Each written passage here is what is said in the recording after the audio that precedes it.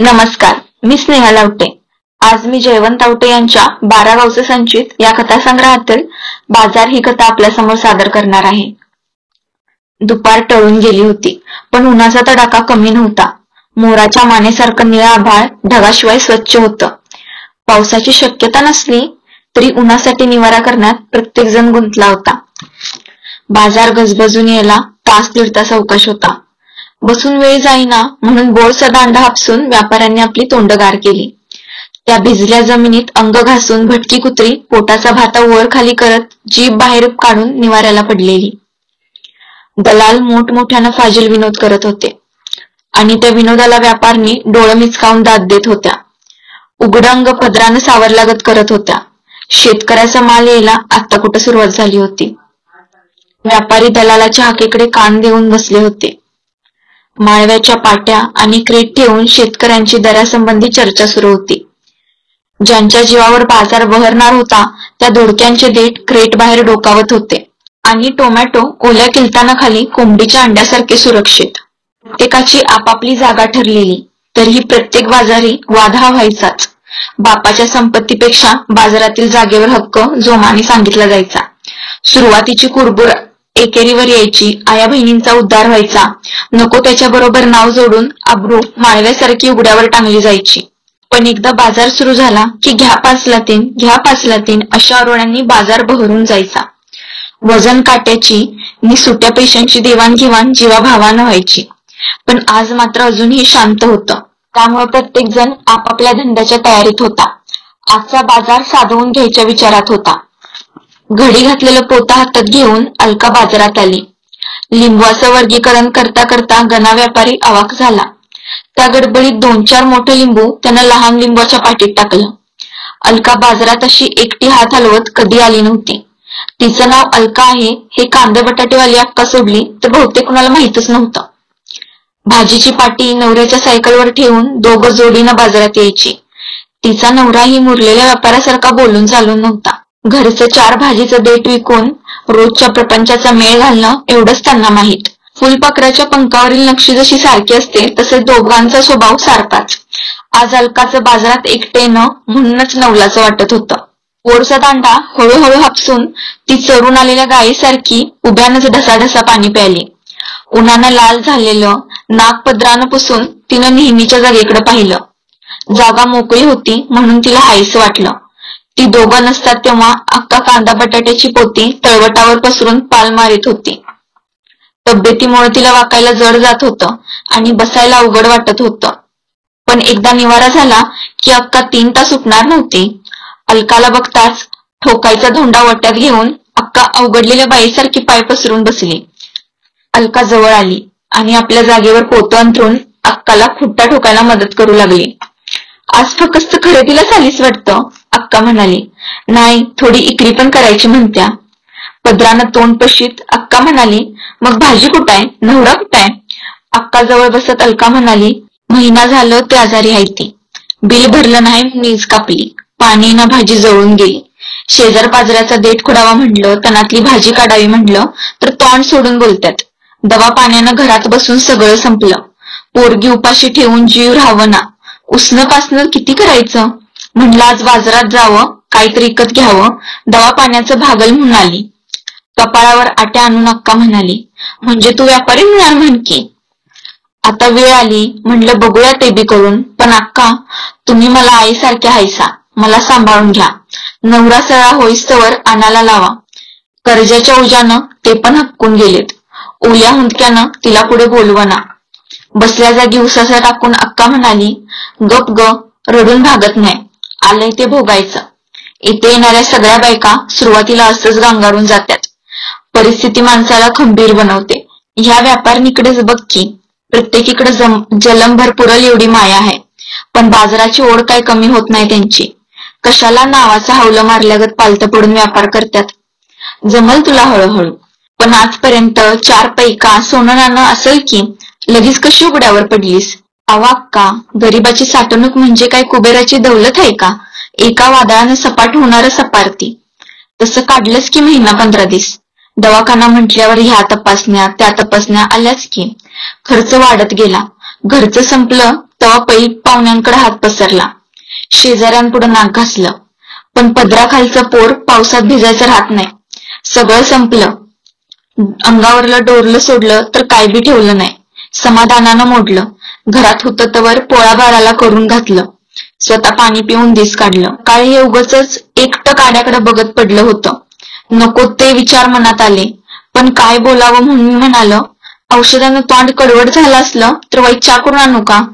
तर कर म्हटलं. अक्का घरात साखर पावडर काय सुधीक नव्हतं. गलबलून आलं. तशी सुटली. शामीच्यात गेली. रड रडली. तिला काय बी सांगितलं नाही.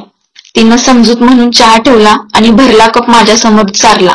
लापटासारखा तसाच कप घेऊन घरात आली आणि त्यांना दिला. शामी मागणं आली. अवाक होऊन बघायला लागली. दोघी कटाळा येऊस्तवर रडलो. म्हटलं असं दिस जाणार नाहीत. आपणच हातपाय हलवायला पाहिजेत. म्हणून तरा चालत 5 किलोमीटर आली. आता काय इकाय घ्यायचं म्हटलं तर जवळ पैका नाही. काय करावं मलाच कळना. लिहिलेल्या कांद्यापुढे बसल्यागत अक्काचं डोळं पाण्यानं भरलं. पदरानं डोळं पुशीत अक्का म्हणाली, व्यापार असाच हात हलवत येऊन करायचा असतो. शेजाऱ्याकडून माल घ्यायचा आणि इकल्यावर पैसे द्यायचा. हायच काय त्यात? जा बाजारात फेरी मारून ये म्हणजे तेजी मंदी कळती. असं म्हणून अक्का कांद्याचे टरफल काढण्यात गुंग झाली. अलका उठली. चोरट्या अंगानं पदर सावरून बाजाराचा अंदाज घेऊ लागली. सौदा सुरू झाला होता. दलाल शेतकऱ्यांचा माल हातात घेऊन दर बोलत होता. व्यापारी बोली लावलेला माल आपल्या नावावर टाकून पाट्या उचलत होते. आज दोडका कारल्याला ऊत आला होता. कुराणातल्या गवतासारखं भाज्यांचा खच होता. माल जाणं शेतकऱ्याच्या दृष्टीनं महत्वाचं होतं. व्यापारी दलालाला म्हणाले, हे वास झालं भाज्या बिजा, वांग्याचा सौदा कर. वांग्याच्या 2च पाट्या होत्या. पोळ्यावरल्या माशागत व्यापाऱ्यांनी दोन्ही पाट्यांवर गर्दी केली. वांग्याचा दर गगनाला भिडला. प्रत्येक जण वांग्याची पाटी आपल्याला मिळावी म्हणून चढ्या भावानं सौदा बोलत होता. दलालासाठी हे काही नवीन नव्हतं. असं कित्येक व्यापारी ह्यानं हेरून धनाला लावलं होतं. आज वांग्याला सोन्याचा भाव येणार, गर्दीत एक जण बोलला. पण वांग्याची आवक एवढीच कशी? दुसरा कोणतर म्हणाला. पहिला हळूआवाजात म्हणाला, 4 दिवस आभाळ होतं, वांगी किडली, फुलं गळून गेली. अलका लांबून ऐकत होती. बाजाराचे अंतरंग आज पहिल्यांदाच इतक्या जवळून ती अनुभवत होती. माल देणं आणि घेणं ह्या पलीकडचा व्यापार पाहून थक्क होत होती. तिला पहिल्यांदाच या बाजाराची भीती वाटू लागली. ही सारावलेली माणसं वेगळ्या दुनियेची वाटू लागली. ती पुढे सरकली. भाजीवाल्यानं आता कांदा चिरला होता. बायको पीठ कालवत होती आणि मुलगीनं उकळत्या तेलात घाणा सोडला होता. आई बाजारातून येताना भजी जिलेबी आणणार? पोरीनं अलकाच्या पदराला धरून सकाळीच विचारलं होतं. तिनं छातीला हात लावला. औषधाची चिठ्ठी पदराच्या वरूनही जाणवली. बाहेर काढून हातात घेतली. घामानं मऊ झालेली चिठ्ठी तिनं उघडून पाहिली. फुटक्या अक्षराकडे तिनं निरखून पाहिलं. जाता जाता भजी जिलेबी न्यायची, कालवणाला न्यायचं, मीठ मिरची न्यायची, औषधाचं न्यायचं. तिला कालवून आलं. अलकाला बराच वेळ तिथं पाहून भजीवाल्याची मुलगी म्हणाली, घ्या मावशी मिरची भजी, कांदा भजी. 10ला आहे, बांधून देऊ का? अलका सनाटानं पुढे सरकली. रिंगणातल्या घोडीगत सरदिशी बाजार फिरून आली. अक्का इकरीला लागली. येणाऱ्या गिरायकापुढं मोकळ्या पाट्या टाकल्या की नेहमीचे गिराईक वेचक माल घेई. झुकत्या मापानं पाटी पिशवीत ओतली जाई. उगच काहीतरी बोलायचं म्हणून आज लवकर, पोराला आणलं नाही असं काहीतरी बोलत मांडी खालच्या पोत्याखाली नोटा टाकत होती. अलकाची नजर क्षणभर त्या नोटांवर स्थिरावली आणि क्षणात ती भानावर आली. आलीच बघून, काय म्हणतोय बाजार भाव? वांगी सोडून सगळ्या मालाला ऊत आलाय, अलका म्हणाली. वांगी कमी आहेत म्हणतेस? होय. मग वांगीच घे इकरीला. पण 2च पाट्या होत्या, त्यावर पण मुडकंड. अलकाकडे बघत अक्का म्हणाली, अजून लय वेळ आहे, येईल कुणीतरी माल घेऊन. त्याला अडवू इथंच. अंदाज यायच्या अगोदर व्यवहार करू. मी हाय, तू गुमानं बस इथं. अक्काच्या पालाची सावली अलकाच्या पोत्यावर आली होती. तिला थोडं गार वाटलं. थोडा वेळ तसाच गेला. हातातील औषधाची चिठ्ठी तिनं उन्हात ठेवली. त्यावर दगड ठेवून कोणत्या तरी विचारात गढून गेली. इतक्यात मोटारसायकलवर वांग्याची पाटी घेऊन वाडीचा रंगा बाजारात शिरला. अक्काच्या पुढून जाताना त्यानं उगीच हॉर्न वाजवला. अक्कानं वर पाहिलं. वांग्याची पाटी बघून ती ओरडलीच, अहो वतनदार, जरा थांबा तरी. माव्याची पिचकारी मारून रंगा थांबला आणि डोळं मिचकावून म्हणाला, आता थांबण्यासारखं तुमच्याकडे हाय काय तवा ती? रंगानं पायानंच गाडी मागं घेतली आणि म्हणाला, बोला. यावर अक्का म्हणाली, वांगी कशी देणार? ए म्हातारे, गुमानं कांद बटाटे की, का खळीला आल्यास? रंगाकडे हातवार करत अक्का म्हणाली, अरे मला नको सुकाळीच्या, माझा मला रगड माल हाय. ही पोरगी आल्या बाजाराला, तिला काय काय नाही, मस्त पुढं बाजार भरलाय वांग्यानं. तुझी जरा ताजी असतील म्हणून गाडी थांबवल्या. रंगानं अलकाकडे बघितलं. पोत्याशी चाळा करत अलका सगळं ऐकत होती. रंगा गालात हसला. अक्काकडे बघून म्हणाला, अगदी बरोबर ओळखलंस. ताजा माल असल्या बगर आपण नाद करत नाही. फाजील बोलू नगस. किती द्याचं सांग? 1000 दे, पाठी उतरतो. 1000 रुपयात गाडी सकट दिलंस तरी नको. अलकाच्या रूपानं रंगा बेभान झाला होता. अक्का त्याला वैरिणीसारखी भासू लागली होती. आतापर्यंत गोडी गुलाबीनं बोलणारा रंगा अक्काला म्हणाला, हे बघ, मला पण पुढं मस्त व्यापारी मागं लागलेत. सकाळपासून फोन करून माझा जीव काढलाय त्यांनी, पण ह्यासनी गरज आहे म्हणून बोलतोय. तू मध्ये तोंड घालू नको. 1000 कबूल आहे का? अलका काहीच बोलली नाही. अक्का म्हणाली, 500 द्यायला लावते, ते पण इकरी झाल्यावर, नाहीतर हो पुढं. आणि हायच का तुझं मध्ये मध्ये? व्यवहार आमच्या दोघात आहे. ए पोरी, बोल बाई, मला माझा धंदा बघू दे. देते की 500, मी काय नाही म्हंटलंय वय? चोरट्या नजरेनं रंगाकडे बघत अलका बोलली. रंगा गालात हसला आणि म्हणाला, मला माहितीये आज बाजारात आवाक कमी आहे. सोन्याच्या भावानं वांगी जातात, पण तुम्हाला नाराज करायचं नाही म्हणून. पण 7ला पैसे पाहिजेत. नाही दिलं तर इथल्या लय व्यापारणीसनी व्यापार शिकवलाय. 7ला पैसे नसलं तर नव्याच्या गाडीला मी स्वतः पोहोचवतो. वाटलं तर विचारा कुणाला बी. रागानं बघत अक्का म्हणाली, आता गप बसतोयस का हाणू एक कांदा तोंडावर? गालात हसून रंगानं पाठी खाली ठेवली व दोरी गाडीला गुंडाळत म्हणाला, नव्या व्यापारणीचं नाव कळल का? अलका. अलका. रंगा तोंडात पुटपटला. येतो 7ला म्हणून गेला देखील. घाबरू नको पोरी, मस्त 2000 करशील वांग्याचं. 7ला त्याच्या तोंडावर पैसे फेकू. अलकानं डोहाळ जेवणाची पाटी सोडल्यागत अलगद वांग्याची पाटी सोडली. एका राशीत रचलेली वांगी अलका इतकीच देखणी दिसत होती. एवढ्यात अक्काचा नवरा आला. कसबस उठून अक्कानं विचारलं, आज लवकर आलासा? तुझं आई बा येणार आहेत म्हणून निरोप घेऊन आलोय. काहीतर मास्कांड घे आणि जा उजेडावर. अक्का जायला निघाली आणि अलकाला गलबलून आलं. एकटं वाटायला लागलं. उगाचच बाजाराला आलोय असं वाटलं. रंगाचा हास्य आटून ती थरारली, पण इलाज नव्हता. अक्का नवऱ्याशी काहीतरी बोलली. अलकाला वजन काटा घ्यायला सांगून पोत्याखालचं पैसे उचलून चालती झाली. आता अलका एकटी होती. गिराईक येऊ लागलं. 30 किलो पाटी धरली तर 35 ना 1000 होती म्हणून ती दर सांगू लागली. गिराईक घासाघीस करू लागलं. अलकाला माहित होतं बाजारात वांगी नाहीत, त्यामुळे ती घासघिशीला भीड घालत नव्हती. अक्काचा नवरा कांदा बटाट्यात गुंतला होता. बाजारात गर्दी वाढू लागली. मोकळी जागा विक्रेत्यांनी भरून आणि गिराईकांनी फुलवून गेली. हळूहळू वांग्याच्या पाट्याही बाजारात येऊ लागल्या. वाळवंटात मृगजळ दिसावं तसं अलकाला वांग्याच्या पाट्या दिसू लागल्या.